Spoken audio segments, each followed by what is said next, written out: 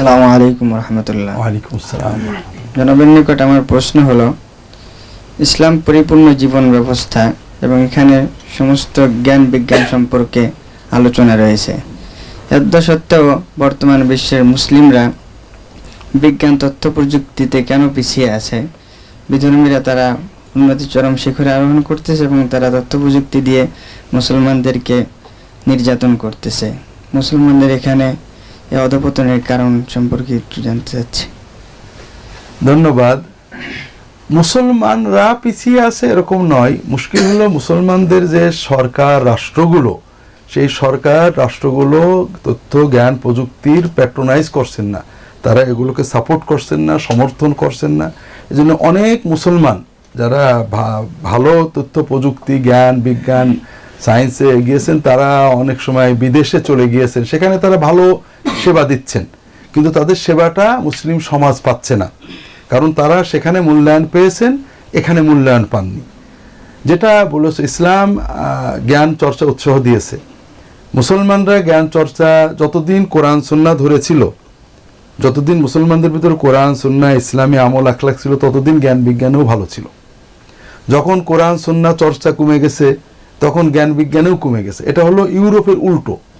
ইউরোপে যতদিন খ্রিস্টান ধর্ম অর্থাৎ চার্চ কন্ট্রোল করেছে, ততদিন কোনো বিজ্ঞান সাহিত্য সংস্কৃতি গড়ে ওঠেনি। কোনো বিজ্ঞান গবেষণা করলে তাকে মেরে ফেলা হতো, পুড়িয়ে ফেলা হতো, ইনকুইজিশন করা হতো। যখন রেনেসার পরে ধর্মকে ছাঁটাই করে দেওয়া হলো, সমাজ ব্যবস্থা রাষ্ট্র ব্যবস্থা থেকে সেকুলারিজমের জন্ম হলো, এরপর থেকে ওই দেশগুলোতে মানে বিজ্ঞান প্রযুক্তি বাড়তে লাগলো। আর মুসলমানদের ঠিক উল্টো, মুসলমানরা যতদিন কোরআন সুন্নাহ ইসলামী সমাজ তাদের ভিতরে ছিল, ততদিন জ্ঞান গবেষণাও ভালো ছিল। বিজ্ঞান নিয়ে, দর্শন নিয়ে, সাহিত্য নিয়ে, মেডিসিন নিয়ে, ফিজিক্স নিয়ে, জিওগ্রাফি নিয়ে মুসলমানরা লিখেছেন বেশি। কখন? যখন সমাজগুলো ইসলামী চিন্তা চেতনায় বেশি প্রভাবিত ছিল। এখন আমরা পিছিয়ে গেছি যুগের আবর্তনে, এটা হতেই পারে।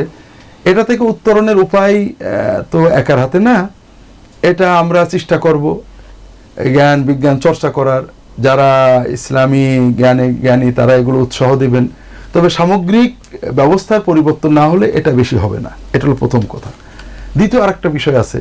একবার আমি সৌদি আরবে থাকার সময়, সৌদি আরবে তখন খুব নামকরা বিশ্ববিদ্যালয় ছিল king Fahad university of petroleum and সম্ভবত টেকনোলজি, এই ধরনের পেট্রোলিয়াম ইউনিভার্সিটি বলে আমরা বলতাম, জামিয়াতুল পেট্রোল। এটা হলো দাম্মামে, সৌদি আরবের পূর্ব অঞ্চলে। ওই বিশ্ববিদ্যালয়ের ভাইস চ্যান্সেলর আসলেন।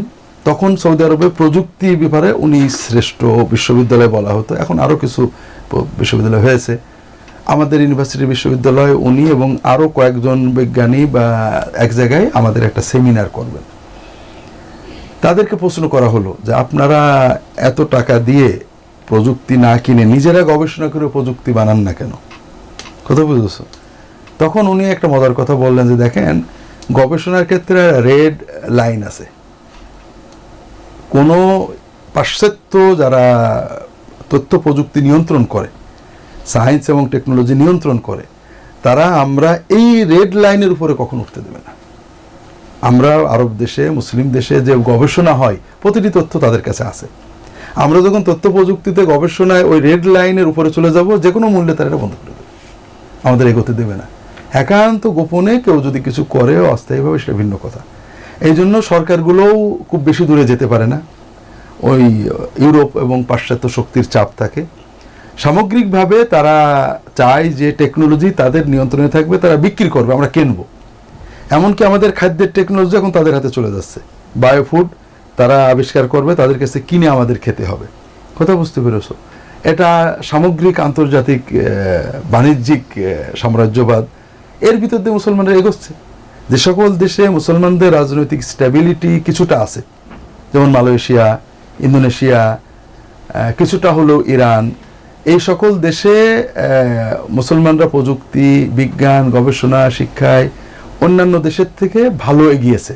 কারণ দেশে যদি শান্তিপূর্ণ পরিবেশ না থাকে, স্ট্যাবিলিটি না থাকে, নিরাপত্তা না থাকে, জনগণ এগোতে পারে না।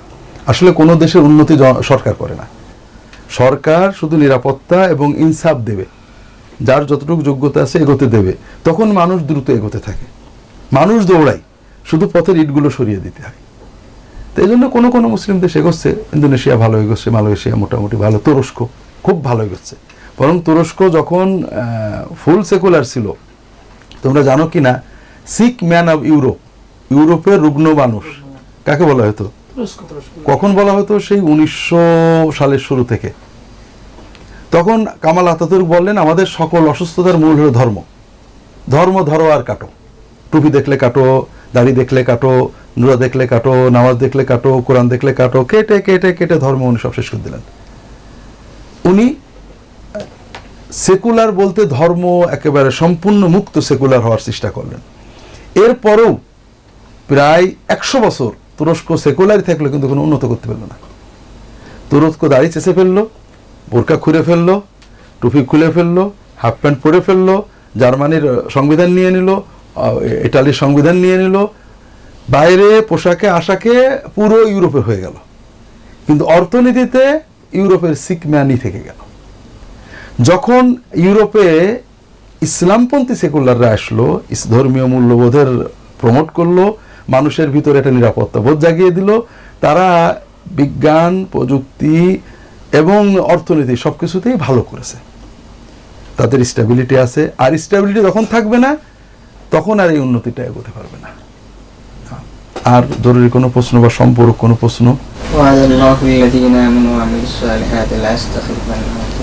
জি, আল্লাহ তাআলা ওয়াদা করেছেন, সম্পূরক প্রশ্ন করতে চাচ্ছে তোমাদের ভাই, যে আল্লাহ তো বলেছেন যে আমানু আমিলুস সালিহাত, যারা ঈমান এনেছে আমল করেছে তাদেরকে দুনিয়াতে স্থলাভিষিক্ত করবেন, যেমন আগের লোকেদের স্থলাভিষিক্ত করছিলেন। আর তারপরে তাদের দিনটা, যে দিন আল্লাহ পছন্দ করেছেন সেটা তাদের পালন করতে সক্ষমতা দেবেন, কেউ তাদের পালনে বাধা দেবে না। হ্যাঁ, তারপরে আমরা তাদের ভীতিটাকে নিরাপত্তায় পরিণত করে দেবেন। ইয়াবুদুনানি লা ইউশরিকুনা বি শাইআ, তারা আমার ইবাদত করে শিরিক করবে না। এখানে তোমরা অনেক দিকে ভুল করো বা মানুষও ভুল করে। আল্লাহ তাআলা এই যে ওয়াদা করেছিলেন, এটা 30 বছরের জন্য নাকি? 300 বছরের জন্য, 3000 বছরের জন্য, কিয়ামত। তোমাকে বুঝতে হবে, যারা বলে যে ইসলাম নেই, ইসলামী রাষ্ট্র নেই, সমাজ নেই, ইসলাম উঠে গেছে, 30 বছর ছিল, 60 বছর ছিল, 1000 বছর ছিল, 1500 বছর ছিল, তারা বলতে চায় প্রকারান্তে একটা, যে আমাদের রাসূল সাল্লাল্লাহু আলাইহি ওয়াসাল্লাম নাউজুবিল্লাহ ব্যর্থ নবী ছিলেন, তার এই এত কষ্টের দেওয়া দিন মাত্র 30 বা 50 বা 100 বা 300 বা 1500 বছর পরে শেষ হয়ে গেছে। কথা তো ঠিক না। অথবা এখনো মুসলমানরা আছে, আল্লাহর ওয়াদা নষ্ট হয়ে গেছে, এটাও তো ঠিক না। আল্লাহ এখানে কি কি বলেছেন বোঝো। আল্লাহ তোমাদেরকে পৃথিবীতে স্থলাভিষিক্ত করবেন, আগের লোকেদের উপর তোমাদের এখানে জায়গা করে দেবেন, তোমাদের দিনটা তোমাদের জন্য পালন সক্ষমতা দেবেন, তোমাদের ভয়টাকে নিরাপত্তা করে দেবেন, তোমরা আমার ইবাদত করবে, শিরিক করা লাগবে না। তো এটা এখনো আছে। তুমি এবং সারা বিশ্বে মুসলমানরা ইবাদত করতে, যে বাধা দারুল হারবে ছিল, মুসলমানদের না ইবাদত করতে দেওয়া হতো না, শিরিক করতে বাধ্য করা হতো, বা এই জাতীয় দিন পালন করতে গেলে ভয় লাগতো, আজান দিতে পারতো না, এই ভয় আমাদের আর নেই। আল্লাহ তাআলা অন্তত পৃথিবীতে অনেক জায়গা করে দিয়েছেন যেখানে নিরাপদে মুসলমানের ইবাদত করতে পারছে। কথা বুঝতে পেরেছো? পাশাপাশি এই তামকিনের পূর্ণতা, অর্থাৎ আমরা মিনিমাম তামকিন আমাদের কন্টিনিউ করছে, কিন্তু ম্যাক্সিমামের জন্য আমাদের আমল হবে।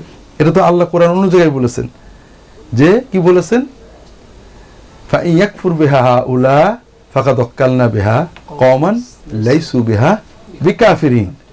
আল্লাহ ইসলামকে তো আরবদের জন্য দেননি, বাঙালিদের জন্য দেননি, বিশ্বের মানুষের জন্য দিয়েছেন। যখন একটা জাতি দ্বীনের সাথে তার অবিশ্বস্ততার পরিচয় দেবে, দ্বীন দাবি করে মুসলমান, কিন্তু দ্বীন তাদের থাকবে না, আল্লাহর নিয়ামত পাওয়ার যোগ্যতা হারাবে, ইসলাম হারাবে না, এই ইসলাম অন্য জাতির কাছে চলে যাবে, তারা পূর্ণ তামকিন পাবে, আর বাকিরা কান্নাকাটা করবে, কিছু পাবে। কথা বুঝেছো? এটা তোমরা যুগে যুগে তাকাও, প্রথমে আল্লাহ দিন দিলেন আরবদের হাতে, ঠিক না? আরবরা পূর্ণ পেল তামকিন, এরপর আরবদের ভিতরে দিনই আখলাক কমে গেল, তখন ইরানের লোকেরা, পার্সিয়ানরা তামকিন পেল, পার্সিয়ানরা একসময় বিভিন্নভাবে খারাপ হয়ে গেল, আল্লাহ তুর্কিদের হাতে ক্ষমতা দিয়ে দিলেন যে পূর্ণ তামকিন তোমাদের, পূর্ণ ক্ষমতাটা তোমাদের, বাকিরা আছে কম বেশি। তুর্কিরা একসময় অবহেলা করে হারিয়ে ফেললো, তখন ভারতের মুসলমানদের কাছে অনেক রকমের তামকিন আল্লাহ তাআলা দিলেন। ভারত হারিয়ে ফেললো, আরবে গেল, তুরস্কে গেল, হয়তো 50 বছর পরে আমেরিকায় যাবে, ইউরোপে যাবে।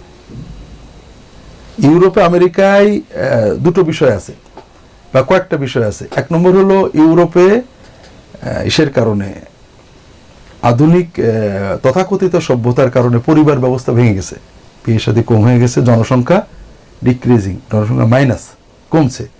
এটা তো আনন্দের ব্যাপার বাংলাদেশের জন্য নাকি, হ্যাঁ? কিন্তু ওদের জন্য মহা দুঃসংবাদ, মানে সুনামির চেয়েও দুঃসংবাদ।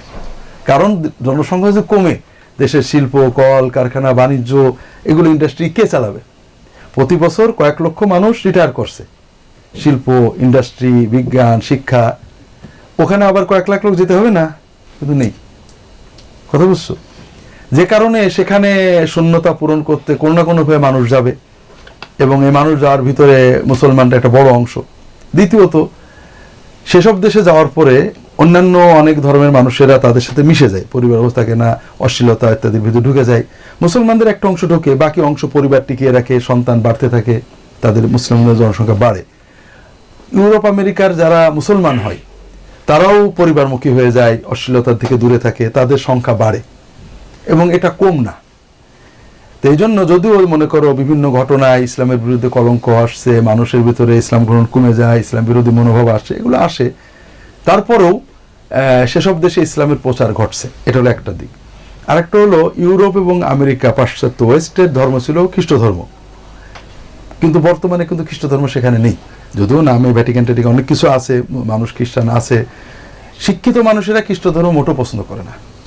নাস্তিক নয়, কিন্তু ধর্মবিরোধী।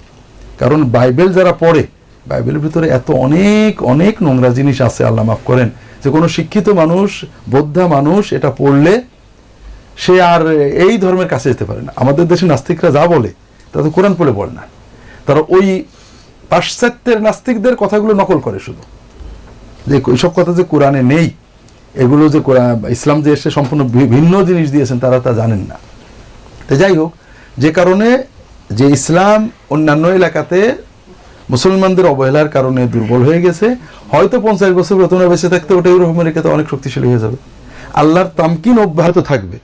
তবে মুসলমানরা যারা অন্যায় করে তারা শাস্তি পাবে। বুঝতে পেরেছ? জি।